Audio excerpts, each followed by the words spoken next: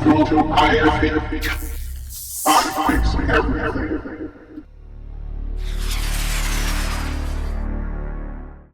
Today's project is actually an improvised tutorial that I created to help my brother-in-law repair his roof, but I decided I would share it with you also.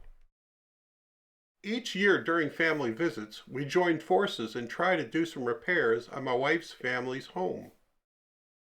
Last year it was the garage roof. This year it's the house main roof.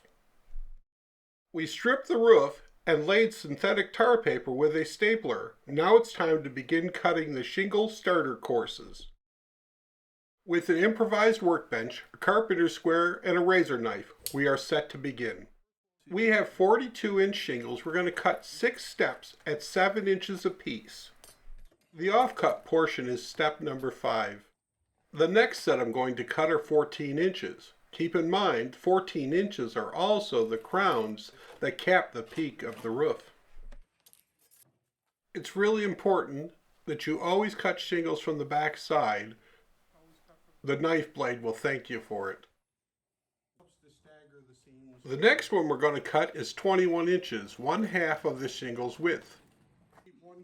Set 1/2 shingle aside for the starter course. We'll talk more about that later. Now the shingles are laid out, starting with the smallest and working our way to the largest and then a full. To begin the starter course, take the half shingle we reserved earlier, turn it upside down and butt it against the drip edge and nail it in place. Continue the starter row upside down. Then begin the first course right side up with a full shingle which will stagger that half seam. Here you can see how the starter course has staggered the seams and created a stair-step pattern to the peak of the roof. Notice how the last layer crosses over the peak, while the opposing side will do the same thing, crossing the peak.